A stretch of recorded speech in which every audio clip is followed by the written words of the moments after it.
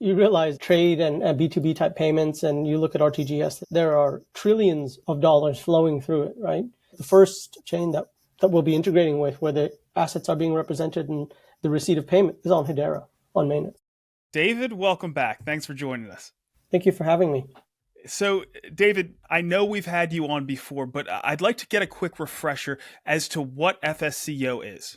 Well, I mean, initially we started in supply chains, tracking assets or goods. Really what we focus on today is that infrastructure that supports the exchange of goods. What are the things? What's the nature of those things? Have they met the required conditions? And money. And we feel that we're very close to digital money. So that will be stable coins, tokenized deposits, etc. So understanding the digital representation of things using ledgers as an efficient way to exchange in a atomic settlement or DVP type transaction of goods and money. And there's nothing new about that. The exchange of goods and money has been the core of commercial activity since antiquity, right? Since Mesopotamia and, extremely olden times, right? Now, one of the things when we first talked to you about your supply chain use cases, you were using MasterCard Provenance. Now, that was being sunsetted, and that's what prompted you to move to Hedera in one area. But what you're doing now is getting into something else called MasterCard Token Network, or MTN. Before we get into exactly what you're doing, can you explain what that is? Well, it's a messaging service in between multiple MasterCard issuing banks.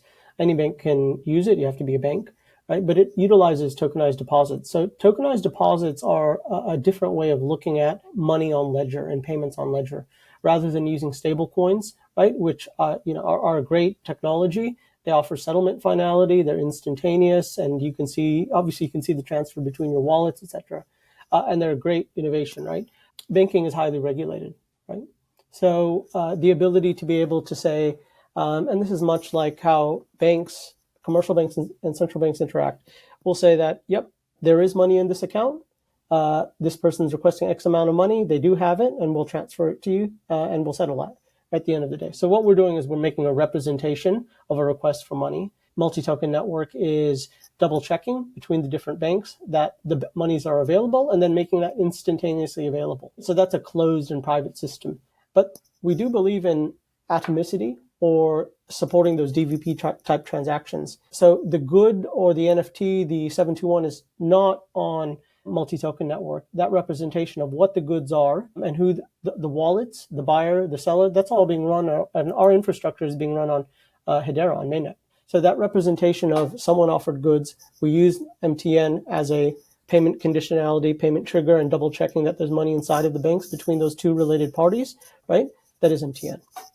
Understood. Now, this sounds pretty innovative on what MTN is. Is anybody else doing this? Do they have any competitors? Well, there are tokenized deposits are really squarely aimed at banks.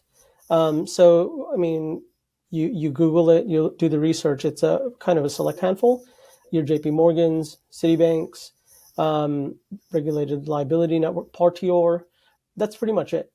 So it's, again, very payment and interbank driven, right? So the ability for us to be able to develop deploy our application on top of it, and then create that representation, the tokenized asset which can be swapped between the buyer and the seller, and that existing on mainnet.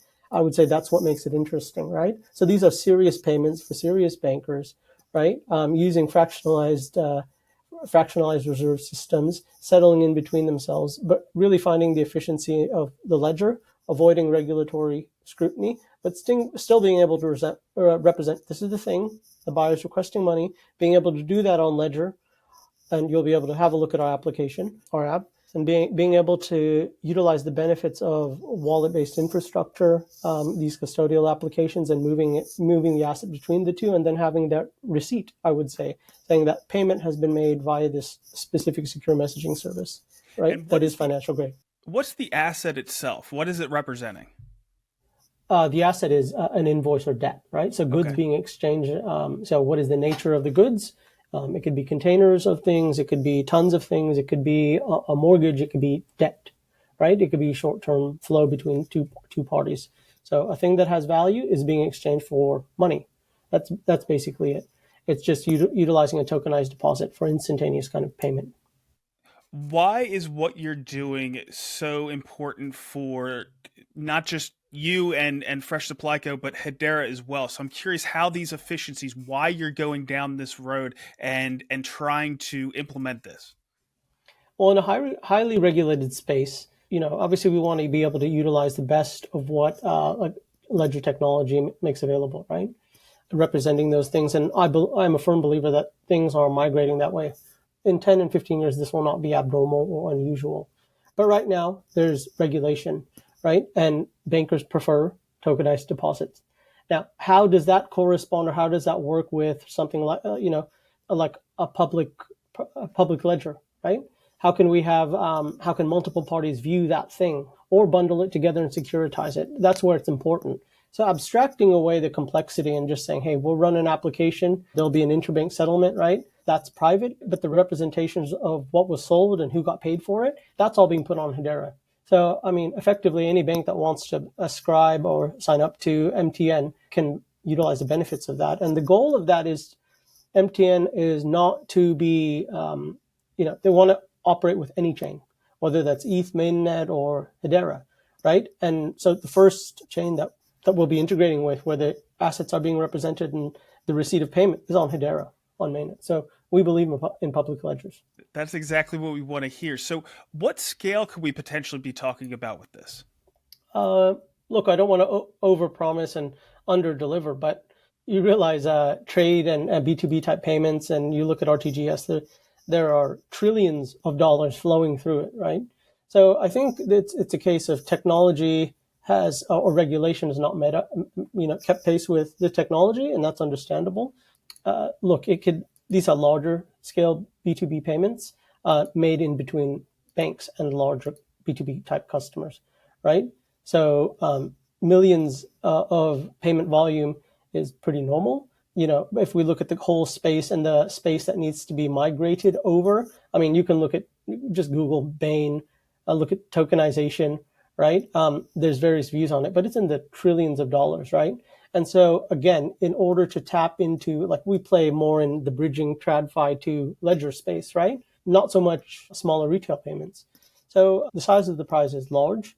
I think that part of the key is abstracting away and making it simple from a UX perspective, being respectful of regulation and making it de-risked. I think a lot of times in our, as enthusiasts, we're excited by things and we'll just use them. Large organizations can't think the same way, and they're regulated in a different way. And finally, when does this actually hit the mainnet? When will we start to see the transactions on the mainnet? Some early stage transactions and testing are already on the mainnet. So when banking partners begin to use it, I would imagine over this calendar year and into next year, you'll see more transactions. There'll be subsequent stuff in the news, which is, again, around banks signing up to multi-token network. We're very Asia focused. So, Japan, Australia, Singapore, Hong Kong. But yeah, again, over time, banks will utilize it. And that translates to transaction volume, right? Yeah, that's it. That's what we're all looking for. So I understand you also have a demo for us. Oh, yes. Let me pull in the guys. Hi again, guys. There's Phil and Dale as part of our team. Dale and Phil will be demonstrating our DApp that runs on MasterCard MTN. The asset is actually housed and the NFT is on Hedera mainnet, but we're using a MasterCard multi-token network as the payment messaging service, right? The representation of the goods that are on offer, what is being sold, to whom, requesting that money, and then it being able to be withdrawn from a bank or one of the two banks that the buyer and seller are interacting with. We basically abstract that away in our application, right? So Dale, Phil, take it away. Perfect. So let's first start with creating an asset. Dave mentioned using generative AI and using that metadata to be connected to an NFT. So I've taken the liberty of already using a real-world asset. In this case, it's a commercial invoice. We've used our Hero product, which is an LLM and AI-based product, to extract all the pertinent data from this invoice. So here are our prompts. Here's the extracted data. I can then create an asset. For this one, let's go demo invoice. We can create an ERC20 as well as a 721, and of course, we write in the mainnet. So with that, let's go to our custom data. And the document that we've uploaded will show right there. And what you're seeing on this end is how easy it is to be able to pull that information and tokenize from documents. That in and of itself is a great achievement, right? So there you go. That's the constituents of that NFT, and we've used generative AI to make that standardized. But then that leads into a financial application, those trade payments. So there you go. All of the critical information, it's there, it's available, it's easy, and it's on mainnet. Sure, and we'll go through the MTN workflow. So the purpose of the MTN workflow is to use tokenized deposits. The product is called Earmark because that's exactly what it does. In order to facilitate atomic settlement, MasterCard will on-bank financiers or financial institutions and then check for proof of funds and transfer the asset and the tokenized deposit, which is the Earmark, immediately. And then there'll be remittance to follow. So let's go ahead and create an asset. I'll be acting as the seller. As you see, there are no digital assets. So again, we'll do the header. I'll select an NFT, go to mainnet.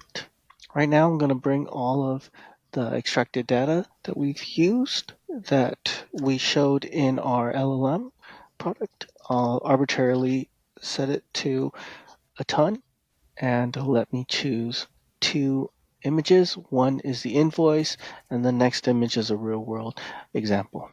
So let me create the NFT. And while it's creating, we anticipate the sales link to have all of the metadata that's migrated from Hero, as well as the quantity and the weight. Perfect. The asset was successfully created. There it is. Let me sell this asset. So imagine it's a commercial buyer that's listing something for sale. They're going to go then request payment, right? Now the thing is represented on mainnet. They're going to say, okay, you need to pay me X amount of money. So I'm previewing the sales link. We anticipate the 2 images, the invoice, real world example, as well as all the pertinent metadata. We have what the things are, and we're going to select MTN as the payment method. Is that correct, Dale? That's correct. Let me exit that. That's the preview. Let me get the sales link. So Brandon, what's happening now is the buyer will then receive that sales link, and they'll need to select the option that it's from a specific bank account. So I've sent the sales link. Now let me stop sharing, and I'll have Phil take over. So Phil, you'll be the buyer now, and he's going to create a sales link and the select payment from his bank account, which is connected and will settle through MasterCard MTN. So it'll be instantly available. Right? So Phil, take it away. We've already put the amount, which is 10 British pounds. That's the default for MTN. And the method of payment will be bank tokenized deposits, which is the MTN. Great, so there's 2 wallets. There's one to handle the transfer of funds, and there's one to handle the transfer of the asset. So while we do that, Phil's going to simulate MTN, which is going to approve the earmark, and they're going to verify that there's proof of funds. And just add color to this. That's a real commercial payment for real money that's being tokenized, and double checking that the funds are available on MTN. But all of the infrastructure around the good, the invoice, is made very simple, and that's being stored on Hedera, on mainnet, right? And we'll show that in a second, but that asset is living on mainnet. And then once this transaction is made, that receipt, the proof that that transaction has been fulfilled, that X seller said this was okay, I accept, and I choose to pay out of my bank account on multi-token network, you see it's all been extracted away. We're not messing around with the typical kind of wallets and that sort of thing, because you know what, a director of trade or some kind of analyst in the trade credit department is not going to be going into their MetaMask or Hashpack or this or that, right? They're going to be processing lots of payments for different invoices, right? And they'll be settling using a secure large-scale B2B enterprise type payment system. And that's what abstracts this away. But the key is that this lives on mainnet. But the sale is now complete because it took some time, right? But now we're going to see that the asset has actually moved to the buyer's wallet, and that the funds are immediately available in the seller's wallet. That's the magic. So can we show the mainnet transactions? Yes. Let me just hop right on. And as you can see, I no longer have the asset, Phil. It's been transferred to the buyer wallet. So the transaction has been completed. We've successfully transferred the asset. So it's no longer in the seller wallet. It's been transferred to the buyer wallet. And everything is done off the smart contract based in Hedera. You can see the buyer has the asset. And let me share the contract. So this is the contract. Let me do all of the recent transactions. So There you go. Mainnet, it. Mainnet right here. We've minted it. Let me demonstrate that we've transferred it back to the contract and save transfer. So that shows that it's gone to the buyer wallet. Great. That wraps it up for our demo. Guys, thank you so much for coming on and giving us this demo. We're seeing the trust layer of the internet here at work. David, do you want to bring it home for us and just kind of talk about the final impact of what we're doing here? Well, let's talk about or mention the power of tokenized deposits. That, I mean, in the kind of serious banking sector, there are only very few players. So this is MTN is playing in the space of a JP Morgan, a Citi, an Onyx, right? So it's kind of a rarefied air, if I could say. But at the same time, that secure payment capability and modality is being augmented by representing the thing in an atomic or atomic-like transaction where the thing is being represented as an NFT that's been, you saw the workflow, very easily generated and standardized to a token using generative AI. And then there's a user experience that presents it. I'm a seller, I have this good. Guess what? The NFT lives on mainnet.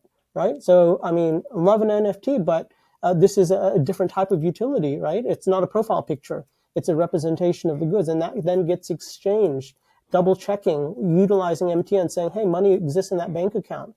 And then if that is complete, if that transaction is completed, proof that that was accepted between two parties, wallets that exist on Hedera, and the goods, the NFT being exchanged to and given to the buyer once payment has cleared, is what's been done, right? So this is tokenized deposits. It's generative AI to, smooth a tokenized deposit type workflow. And then it's integration with, the big swing for what MasterCard will be doing for banks on multi-token network. And we're believers and we're users in the, speed, the cost, energy efficiency of Hedera. And so this is the first, I would say, network that it's being integrated into. And it's definitely something the Hedera ecosystem should be proud of. So unique to Hedera. That's exactly what we want to hear. David, thank you so much for taking some time today. Guys, thanks for the demo. We really appreciate it, and good luck. I'm now posting these interviews of Hedera builders independently to my channel. The community, influencers, and media outlets are free to use this content to spread the word on what's being built on Hedera. Once they're all uploaded, you'll be able to go to my channel and search for whatever topic or team you're interested in to find more information. Or you'll be able to get the most recent Hedera news by watching the latest HBAR Weekly update. So check them out.